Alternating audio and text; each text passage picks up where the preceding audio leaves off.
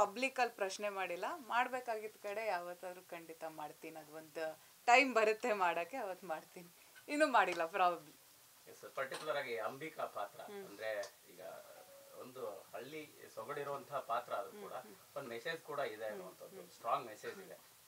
ಏನು ಯಾವ ರೀತಿ ಅದು ಕನೆಕ್ಟ್ ಆಗ್ಬೋದು ಆಡಿಯನ್ಸ್ಗೆ? ತುಂಬ ಚೆನ್ನಾಗಿ ಕನೆಕ್ಟ್ ಆಗುತ್ತೆ. ಅಂದರೆ ಇವಾಗ ಸತೀಶ್ ಅವ್ರು ಹೇಳ್ದಂಗೆನೆ ಅವಳು ತುಂಬ ಪ್ರಶ್ನೆಗಳು ಕೇಳ್ತಾಳೆ ಅಂತ. ಸೊ ಆ ಪ್ರಶ್ನೆಗಳನ್ನ ಸುಮ್ಮನೆ ಅಂದರೆ ನನಗೆ ಯಾಕೆ ಊಟ ಕೊಡ್ತಾ ಇಲ್ಲ ಅನ್ನೋ ಪ್ರಶ್ನೆ ಅಲ್ಲ, ಬೇಸಿಕ್ ಕ್ವೆಶ್ಚನ್ ಅಲ್ಲ ಅವಳು ಕೇಳೋದು. ಒಂದು ತುಂಬ ಮೆಚ್ಯೂರ್ ಆಗಿ ಮಾತಾಡೋವಂಥ ಒಂದು ಕ್ಯಾರೆಕ್ಟರು. ಮತ್ತು ಹೆಣ್ಮಕ್ಳಿಗೆ ಅದು ರಿಲೇಟ್ ಆಗೋಂಥ ಒಂದು ಪ್ರಶ್ನೆಗಳು. ಸಾಕಷ್ಟು ಜನ ಹೆಣ್ಮಕ್ಳಿಗೆ ಈ ಪ್ರಶ್ನೆ ಇರ್ಬೋದು. ಒಂದಿಷ್ಟು ಜನ ಇಂಟ್ರೋವರ್ಟ್ ಇರ್ತಾರೆ, ಅವ್ರಿಗೆ ಅದನ್ನ ಕೇಳಲ್ಲ. ಹೌದಪ್ಪ, ನಮ್ಮ ಜೀವನ ಮದುವೆ ಮಾಡ್ಬಿಟ್ರು ನಾವು ಹಿಂಗೆ ಅಂತ ತುಂಬ ಜನ, ಸಾಕಷ್ಟು ಜನ ಹೆಣ್ಮಕ್ಳು ಇರ್ತಾರೆ. ಸೊ ಅಷ್ಟು ಜನಕ್ಕೆ ನಿಂತು ಇವಳು ಆ ಪ್ರಶ್ನೆಗಳನ್ನ ಸಮಾಜಕ್ಕೆ ಕೇಳ್ತಾಳೆ.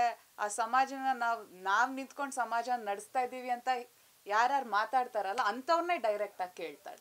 ಮಹಿಳೆ ಸಮಾಜನ ಒಂದು ಸಂದರ್ಭಕ್ಕೆ ಪ್ರಶ್ನೆ ಮಾಡುವಂತಹ ಸಾಧ್ಯತೆಗಳು ತೀರಾ ಸುಲಭ ಅನ್ಸುತ್ತಾ, ಕಷ್ಟ ಅನ್ಸುತ್ತಾ ಮೇಡಮ್? ಇಲ್ಲ, ಅಟ್ ದಿಸ್ ಟೈಮ್ ಆಫ್ ಇವಾಗ ಬಂದಿರೋ ಸೋಷಿಯಲ್ ಮೀಡಿಯಾ ಆಗಿರ್ಬೋದು ಅಥವಾ ಒಂದು ಫ್ರೀಡಮ್ ಆಗಿರ್ಬೋದು, ಹೆಣ್ಮಕ್ಳಿಗೆ ಖಂಡಿತ ಪ್ರಶ್ನೆ ಮಾಡ್ಬೋದು. ಬಟ್ ಏನಾಗುತ್ತೆ ಅಂದ್ರೆ ಒಂದು ಹೆಣ್ಮಗು ಪ್ರಶ್ನೆ ಮಾಡ್ಬೇಕಾದ್ರೆ ಅದನ್ನ ತಿರ್ಗ್ಸೋದು ಬೇರೆ ರೀತಿ ಆಗುತ್ತೆ, ಅದು ಜಾಸ್ತಿ ಆಗುತ್ತೆ ಅಷ್ಟೇ. ಬಟ್ ಕೇಳಕ್ ಆಗಲ್ಲ ಅನ್ನೋ ಸ್ಥಿತಿಲಿ ಇವಾಗ ನಾವು ಖಂಡಿತ ಇಲ್ಲ. ಡೆಫಿನೆಟ್ ಆಗಿ ಪ್ರಶ್ನೆ ಮಾಡ್ಬೋದು, ಯಾರಾದ್ರೂ ಬಂದು ಕೇಳ್ಬೋದು. ಆ ತರ ಮೀಡಿಯಂ ಇದೆ ಇವಾಗ, ಅವೈಲಬಲ್ ಇದೆ. ಗುಡ್ ಮೇಡಮ್, ಇನ್ನು ಡೈಲಾಗ್ ಬರೋದಾದ್ರೆ ನಿಮ್ಮ ಅಂಬಿಕಾ ಪಾತ್ರದ ಡೈಲಾಗ್ ಫಿಮೇಲ್ ಫ್ಯಾನ್ಸ್ ನಿಮ್ಗೆ ಆಲ್ಮೋಸ್ಟ್ ಇರೋಗುತ್ತೆ. ಹಿಂದೆ ಸಹ ಆ ಡೈಲಾಗ್ ಗಳನ್ನ ಈಗಲೂ ಸಹ ಗುಣುತ್ತಿರೋದು ಟ್ರೆಂಡಿಂಗ್ ನಲ್ಲಿ ಇರುತ್ತೆ. ಆ ರೀತಿ ಅಂಬಿಕಾ ಪಾತ್ರಕ್ಕೆ ತೂಗುವಂತಹ ಒಂದಷ್ಟು ಡೈಲಾಗ್ಸ್ ಇದೆ, ಖಂಡಿತ ಇದೆ. ಅದು ಒಂದು ಮೋನೋಲಾಗ್ ಕೂಡ ಇದೆ ಸಿನಿಮಾದಲ್ಲಿ. ಆ ಮೋನೋಲಾಗ್ ಐ ಥಿಂಕ್ ತುಂಬಾ ಜನಕ್ಕೆ ಅದು ಇಮೋಷ್ನಲ್ ಮಾಡುತ್ತೆ ಆ್ಯಂಡ್ ಅದನ್ನು ಅವರು ಕ್ಯಾರಿ ಫಾರ್ವರ್ಡ್ ಮಾಡ್ಕೊಂಡು ಹೋಗ್ತಾರೆ ಸಿನಿಮಾದಲ್ಲಿ. ಅದು ಸಿನಿಮಾ ಬಿಟ್ಟು ಹೋದಾಗ ಅದು ಅವ್ರ ತಲೆಯಲ್ಲಿ ಉಳ್ಕೊಳತ್ತೆ. ಅದು ಬಿಟ್ಟು ಜಾಸ್ತಿ ಮಾತಾಡೋಕ್ಕಿಂತ ಜಾಸ್ತಿ ಇಮೋಟ್ ಮಾಡುವಂಥ ಕ್ಯಾರೆಕ್ಟರ್ ಅಂಬಿಕಾ ಅನ್ನೋ ಪಾತ್ರ.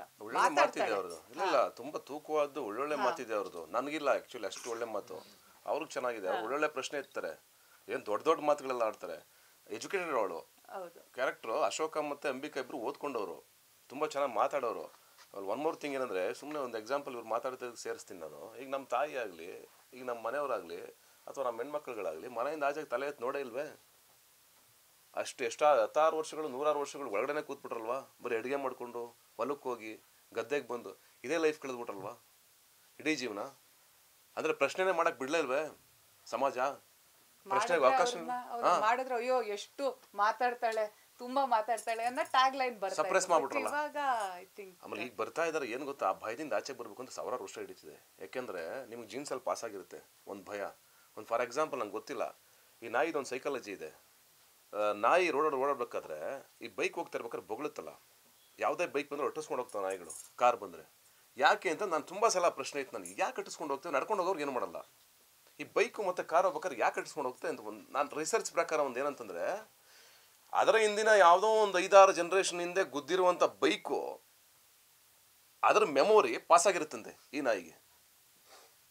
ಆ ಮೆಮೊರಿ ಪಾಸಾಗಿ ಅದು ಇದು ಯಾವುದೋ ಬೈಕ್ ಹೋಗ್ತಾ ಇದ್ರೆ ಬೊಗಳ್ತಾ ಇರುತ್ತೆ, ಎಲ್ಲ ನಾಯಿಗಳು ಬೊಗಳ್ತವೆ. This the psychology. ಎಷ್ಟೋ ವರ್ಷ ನೀವು ಸಪ್ರೆಸ್ ಆದಮೇಲೆ ಇವತ್ತಿನ ಹೆಣ್ಮಕ್ಳು ಬಂದು ರಪ್ಪಂತ ಒಂದೇ ಸಲಕ್ಕೆ ಹಿಂಗೆ ನಿಂತ್ಕೊಂಡ್ಬಿಡಿ ಅಂತಂದರೆ ನಿಂತ್ಕೊಳ್ಳೋಕ್ಕಾಗಲ್ಲ. ಸಮಾಜ ಹಂಗೆ ಮಾಡಿದೆ.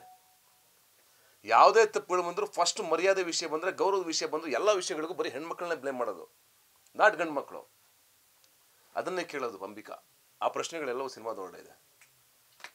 ಅದು ಅವಾಗ ಅನಿಸ್ತದೆ ಹೆಣ್ಮಕ್ಳಿಗೆ, ಹೌದಲ್ವಾ, ನಾನು ಯಾವತ್ತೂ ಪ್ರಶ್ನೆ ಮಾಡಿಲ್ಲ, ನನ್ನ ಮನೆ ಒಳಗೆ ಹೆಂಗೆ ಬದುಕ್ಬಿಟ್ಟೆ, ಎಂಥ ದುರಂತ ಅಲ್ವಾ ಅದು. ಈಗ ನನಗೆ ತುಂಬ ನೋವಾಗುತ್ತೆ, ತುಂಬ ಸಲ ಗಿಲ್ಟ್ ಆಗುತ್ತೆ. ಯಾಕೆ ನಮ್ಮ ತಾಯಿ ಒಂದು ಸಿನಿಮಾ ಥಿಯೇಟ್ರಿಗೆ ಹೋಗಲಿಲ್ಲ, ಇಡೀ ಲೈಫ್ ಹಂಗೆ ಕಳೆದ್ಬಿಟ್ಟು ನಾನು ಪ್ರಜ್ಞೆ ಬಂದ ಮೇಲೆ ಗೊತ್ತಾಯ್ತು ನನಗೆ, ಅಡುಗೆ ಮನೆಯಲ್ಲೇ ನಿನ್ನ ಲೈಫೆಲ್ಲ ಕಳೆದ್ಬಿಟ್ಟಲ್ಲವ ಅಂತ. ಅದು ಪೇಯ್ನು. ಆ ಪೇಯ್ನಿಗೆ ಉತ್ತರಗಳಾಗಿ ಬರವಣಿಗೆ ಇದೆ.